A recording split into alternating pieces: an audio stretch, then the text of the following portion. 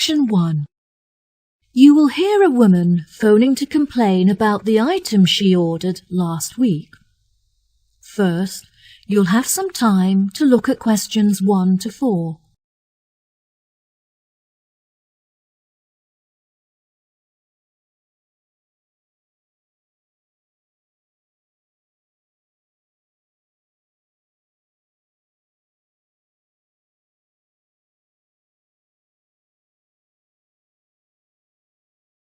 You will see there is an example that has been done for you. On this occasion only, the conversation relating to this will be played first. Hello, you are through to the complaints department at Clifton Antiques. Before we begin, I'll just need to take a few details from you. Is that okay? Yes, of course, no problem. Okay, can I please have your full name? My name is Anna Lumley. That's Anna, L-U-M-L-E-Y. Right.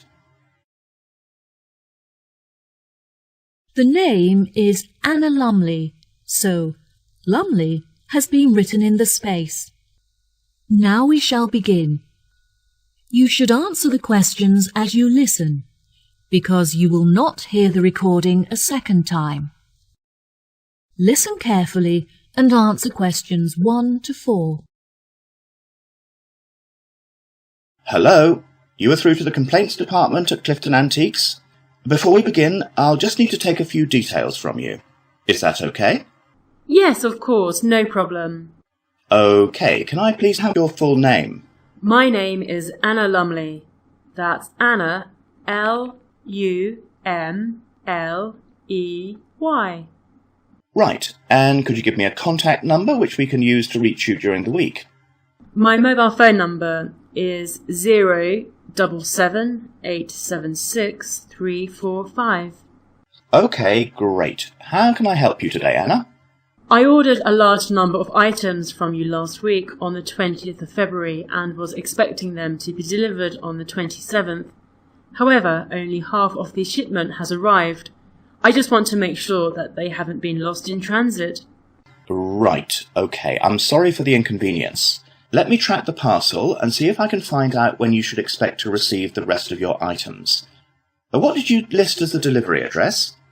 I arranged for the parcel to be delivered from your warehouse on Ardale Road to my work address at 235 Ackendale Road. What was it, sorry? 235 Ackendale Road. A-K-E-N-D-A-L-E.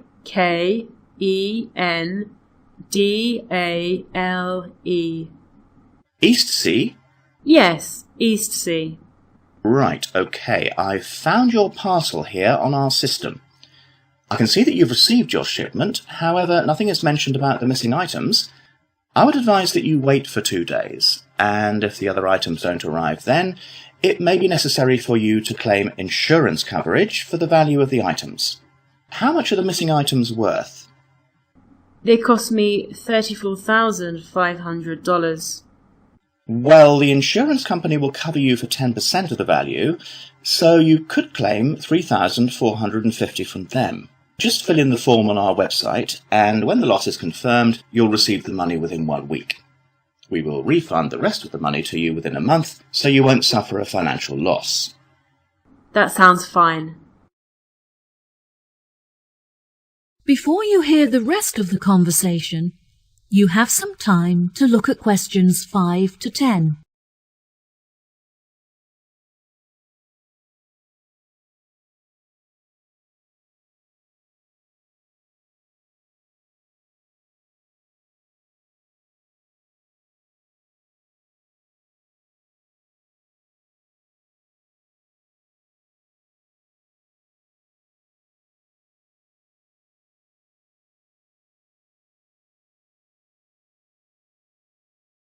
Now listen and answer questions 5 to 10. I'll just need to take a list of the missing items from you so we can check it against our records. Is that okay? Sure, no problem. Unfortunately, a lot of the items are one of a kind and therefore irreplaceable. There were some small items such as lamps and chairs that aren't very valuable. However, there was a large item of antique furniture and a bag full of first edition books, which were among the first ever to be printed on a press. Right. Okay. Is there anything else? Yes, I also purchased a Victorian rocking horse for my daughter, some large oil paintings originating from the Edwardian period, and a few decorative fruit bowls. Right, okay. I've taken a list of your missing items, so I'll phone the warehouse to see if any of them are lying around. Ah, I almost forgot. There were a couple of other pieces that I've spotted on your website and would like to order. Can I do that now? Of course, no problem. Can you give me a description of the items that you're looking to purchase? There was a gold clock and a golden framed vintage mirror. Okay, perfect. I'll charge the items to the payment card that you used before, and they should be delivered to you within the next week. Is there anything else that I can do for you today? Yes, 2 of the items that I received in the shipment are damaged, so I need to make a claim for a partial refund. Oh, I'm sorry to hear that. I need to take down a few details of the actual damage over the phone before you put in a full report. Can you tell me which pieces are damaged? A drawer is missing from the antique mahogany desk, and there is also a dent on one of the corners, so it's unusable. I see. Any idea of the price of repairing it? No, well, I don't think it can be repaired. I will need a new one. Okay, I'll make a note of that and we'll see what we can do. Anything else? I also purchased a set of dining chairs with navy leather padding. However, the colour is faded and one of the legs has completely split down the middle. Okay, are there any other damaged pieces? Yes, I purchased a set of Chinese crockery to furnish my dining room table. However, when I opened the box, I found that a cup was missing and that some plates had smashed. 4, actually. And is that all of the items? Yes, I think that's all. Right, I'll calculate the value of the damaged items and we'll issue you a refund. Okay, thank you so much for your help. No problem at all, it was my pleasure. Goodbye. That is the end of section 1. You now have half a minute to check your answers.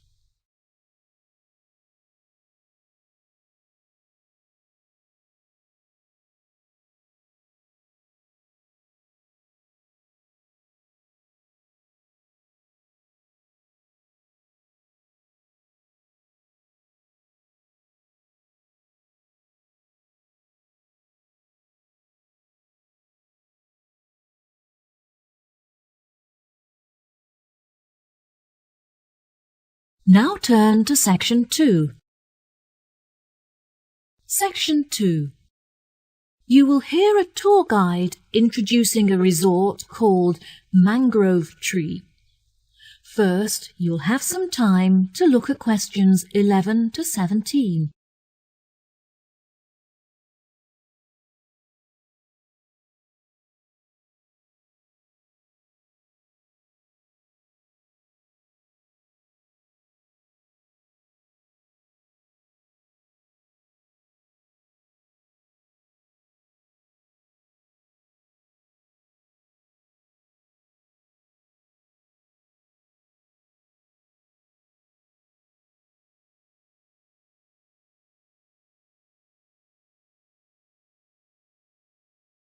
Now listen carefully and answer questions 11 to 17. Welcome to all of you. Can everybody see and hear me? Good. I'm David, your guide for this tour of the Mangrove Tree Resort. I'll start today with some general background information. As there have been a number of changes made, I printed the map of the new complex for each of you. And I'd just like to point out where everything is, and then you can take a look at it for yourself. Basically, the best feature of our new location is that we have our own private beach, which is on the left and accessible directly from the hotel. Now we're standing at the information desk, and we're going to look at the views in each direction. Out to the west, there's a gift shop where guests can shop for small trinkets made by local villagers from shells and starfish. If you look carefully up there, on the other side of the restaurant, there's a state-of-the-art spa facility just next to the grove of palm trees, where guests can have treatments including massage or detoxify their body in the steam room. A major drawback of our previous hotel complex was that there was no room for an on-site helicopter port, which meant that our most important guests were forced to commute from the local airport.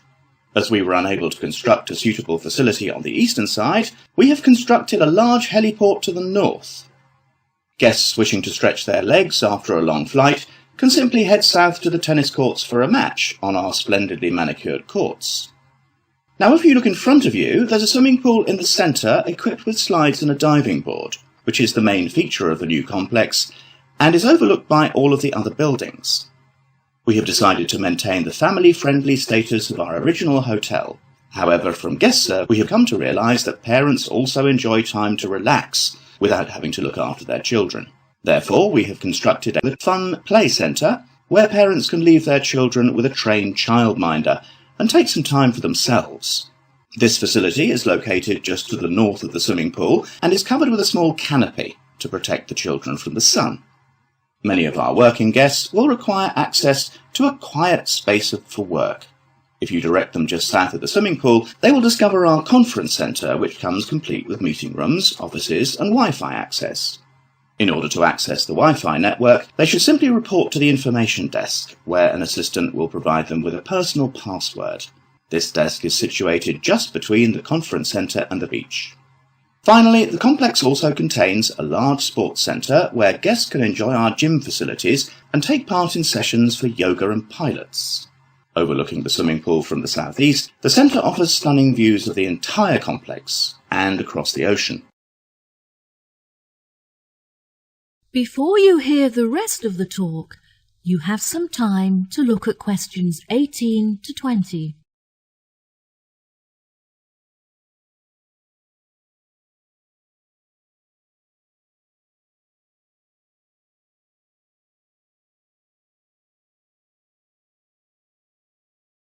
Now listen and answer questions 18 to 20. Next, I would like to discuss our new restaurant, which is run by the award-winning chef Alberto Brava. Every week he will offer a new menu of fresh seafood, such as crab and sea bass, which has been caught that day by local fishermen. The daily menu will include a range of organic meats and vegetables freshly grilled on the barbecue, served with a selection of specially prepared sauces and spices. There is no menu specifically for vegetarians. However, there will be a large range of grilled vegetables for them to choose. The hotel now has a selection of sweets to cater to our more discerning guests and provide for special occasions. As these sweets are finely decorated with furniture and paintings, they are not suitable for families with children. Our Tiki sweet is the finest of them all. It is slightly too ornate for business people, but would be perfect for couples on their honeymoon who may even have been married in the hotel. Finally, I would like to share some exciting news. Our hotel has won awards in the past for its fantastic service. However, we have just won the prestigious Green Award for our efforts in reducing our carbon footprint. The award will be proudly displayed in the restaurant facility, where it can be admired by our guests and staff alike. Well, here we are back at our starting point, the information desk. That is the end of section 2. You now have half a minute to check your answers.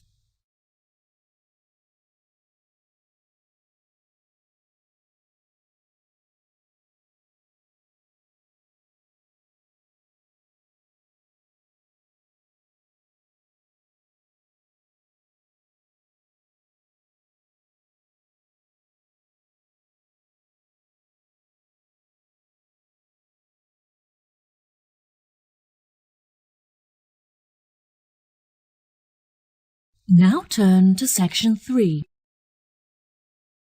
Section 3. You will hear a conversation between two students, James and Kate, talking about their studies and part-time jobs. First, you'll have some time to look at questions 21 to 25.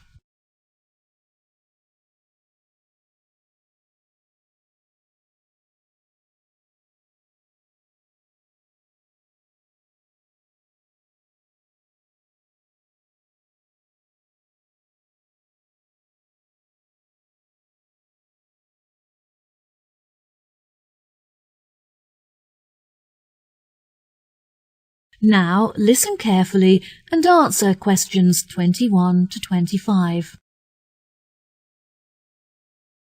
Kate, I'm really busy at the moment trying to manage both my schoolwork and part-time job. Oh, James, that sounds like a lot to handle. Where do you work? I managed to get a job working in the local bakery, learning how to make bread and cakes. Since I'm studying business, it's really useful to experience at first hand how a shop is run and interact with the customers. Wow, it sounds really interesting. I'd love to come in and try the produce one day. Is it nearby? It's about 15 minutes away, which is frustrating because it's too far to walk from my house and I have to drive there. Despite the commute, my tutor recommended it to me as it's renowned in certain circles for being a very well-run and successful business. Is it a part of the Kingfisher Bakers chain? No, it's an independent family-run store, which is good because they're really supportive and eager to help me with the information I need. How do you find the theoretical aspect of the schoolwork? I find the practical work far more interesting, but my tutors are really enthusiastic and I get on well with my classmates, which makes the lessons a lot more enjoyable. Also, I recently found out that I can complete the theoretical aspects of the course within 1 year because of the practical experience I'm getting. Wow, that's great. I know, I was so relieved. I find the theory pretty hard to understand, so I was really worried about taking it for another year. Do you get assessed every term or just once at the end of each academic year? No, there's an assessment every term, which is great because it really takes the pressure off. In the first term, it's really relaxed. You conduct your own experiments on your topic of choice, and then everyone in your class assesses each other as a practical exercise. It's just a shame that practical experience doesn't count towards the grades. Yes, that's true. Anyway, enough about me. What are you studying? Oh, I'm not sure what I want to study yet, but I've been making enquiries about the English language course. Do you know what career path you're interested in following? Since Spanish is my first language, I thought that studying English would be really beneficial if I decided to apply for a job in England. I really enjoy art, and I'm very creative, but I don't think that becoming an artist is a very practical choice. I was thinking of using my passion for art in a different way, like working as a curator in an art exhibition, for example. Wow, that sounds really interesting. I think you'd be good at that. The problem is that the course is very expensive, as you have to buy materials yourself, and they don't offer any scholarships to cover expenses. I need to order a catalog of the courses on offer so I can see if there are any other modules that might perhaps be cheaper to study. Luckily, the courses don't start until September, so at least you have plenty of time to get organized. I can't believe I have to wait until September. I'm already so excited about starting. Before you hear the rest of the conversation, you have some time to look at questions 26 to 30.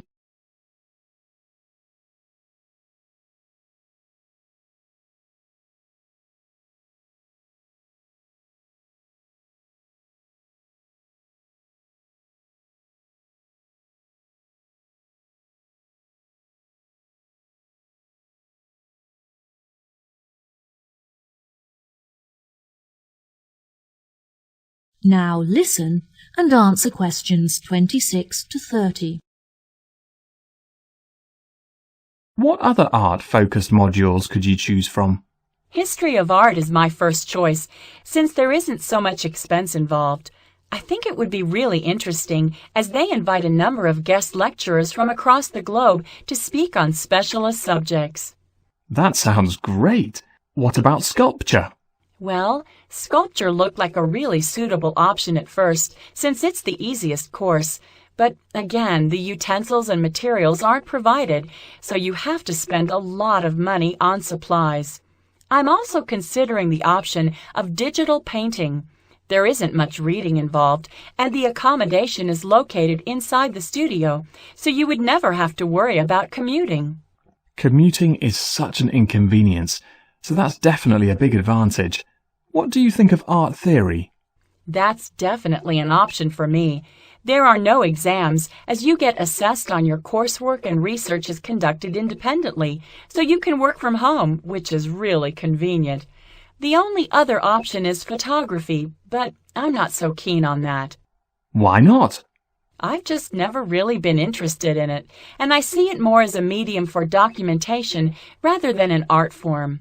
You're also required to buy one of those really expensive cameras with a digital display and micro-focus capabilities, which I can't afford. Well, let me know what course you decide on. I will. Thanks for talking it over with me. No problem. See you later. That is the end of section 3.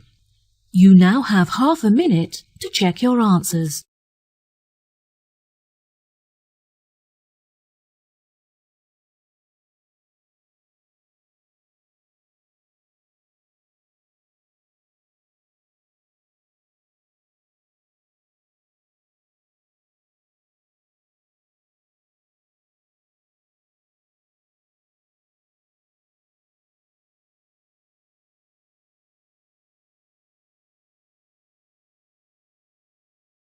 Now turn to section 4.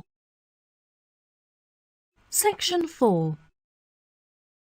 You will hear a talk on the subject of birds in New Zealand. First, you have some time to look at questions 31 to 40.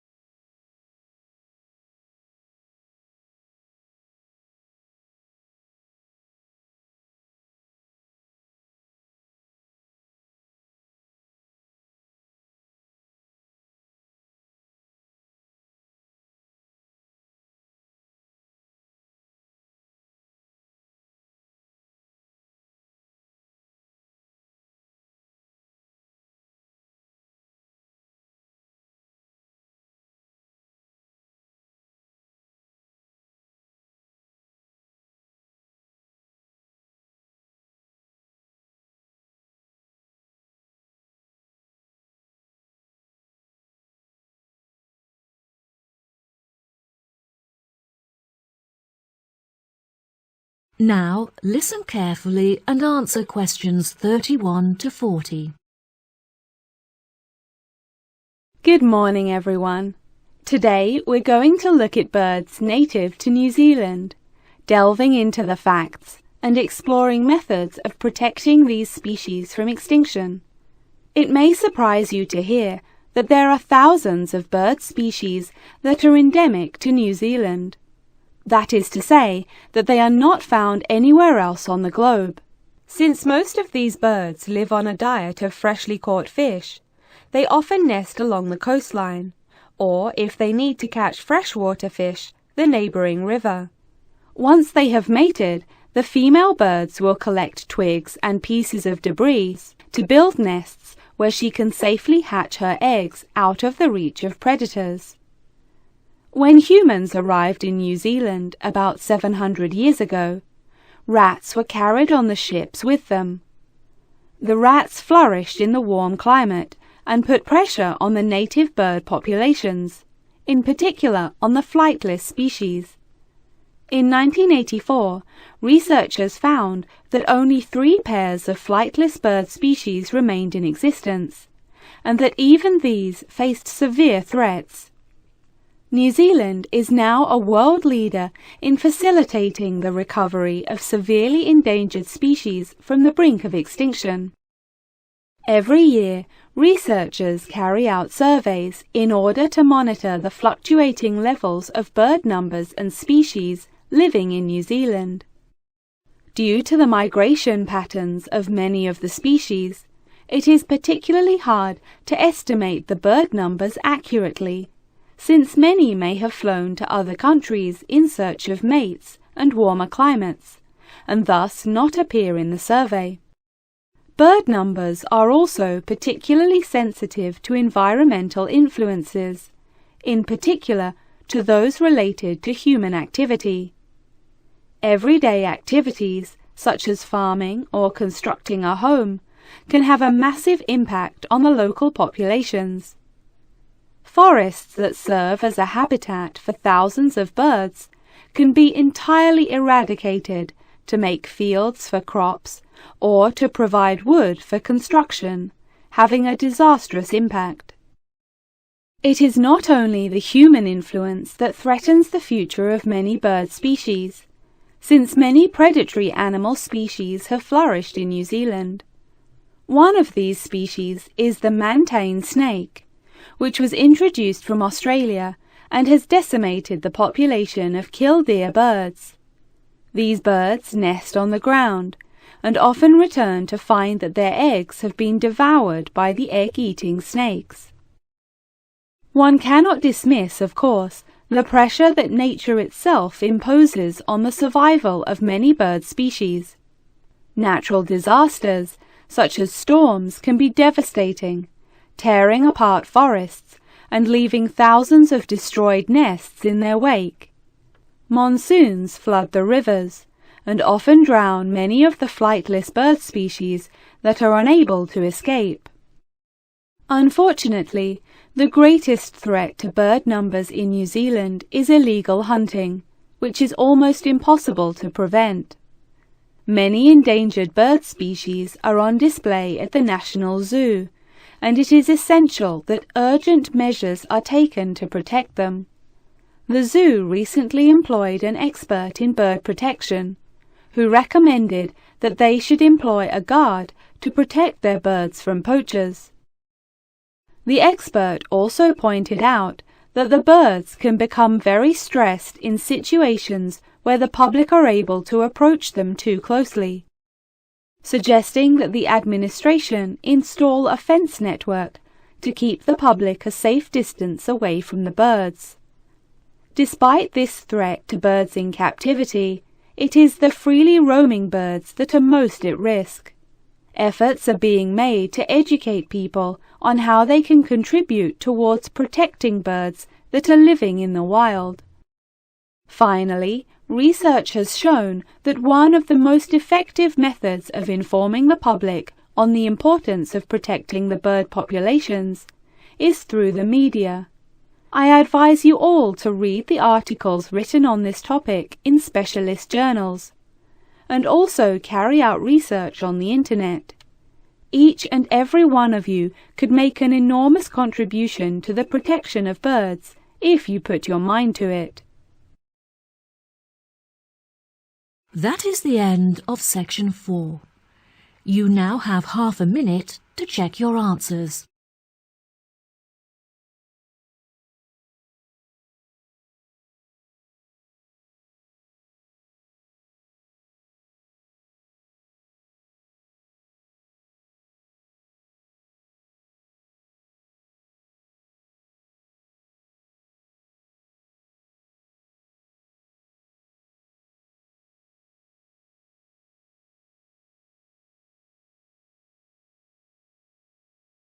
That is the end of the listening test. In the IELTS test, you will now have 10 minutes to transfer your answers to the answer sheet.